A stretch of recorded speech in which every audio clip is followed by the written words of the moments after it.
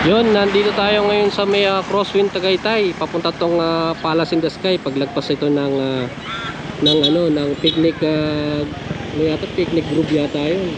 Kaya pupunta tayo dun sa loob. Tignan natin kung anong meron dun sa loob niyan.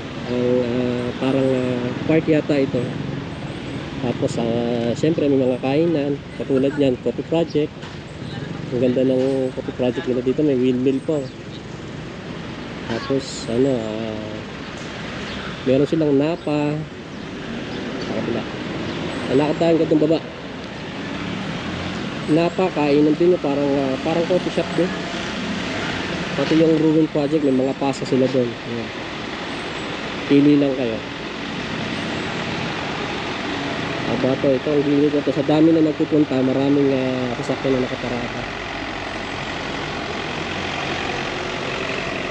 Ayan pa. Pili lang kayo ng kakainan dyan. Sa haba ng lalakarin nyo, siguradong magugutom kayo. Meron akong nakitang dito malaking upuan. Ayan pagkalaki-laki. Picturean din niya, parang pang Instagram din, ang laking upuan. Ang laki pala nito.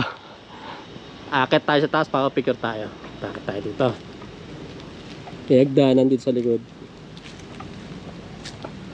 Yan. Tayo akyat.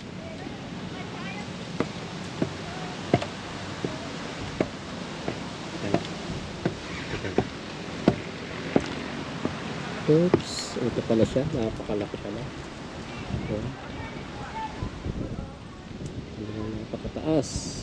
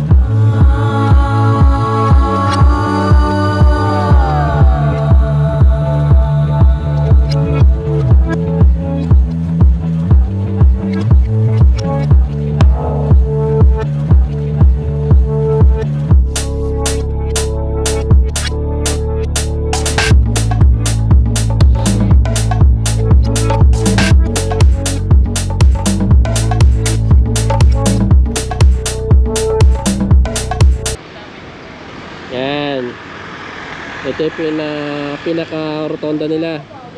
Yan, dito maganda mag picture para ka nasa Baguio. Ayan, ang haba ng puno. Ay, ang haba, ang tataas. Ayan. Baguio feels talaga.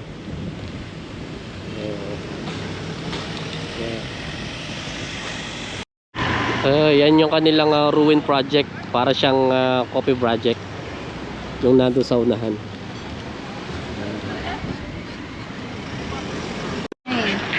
So meron silang tinatawag dito na pear garden. Picture lang din dito. Habang lakaran nito, hanggang dun po. Ang haba rin ng parkingan nila. Pwede ka mag-picnic. Yung mga tent parang bahay ng Indian. Ito yata yung nila dito, pinakapasyalan talaga, pinakatambayan talaga dito. Parang overlooking din pala to. Ito yung nila yung signage nila na Crosswind na kitang-kita doon sa highway, yung highway ayun. Kita yan doon. Sayang. Kapag sa sana, gaganda ng mga bahay. Ang lalaki. So ayan, hanggang dito parking space pa rin yan.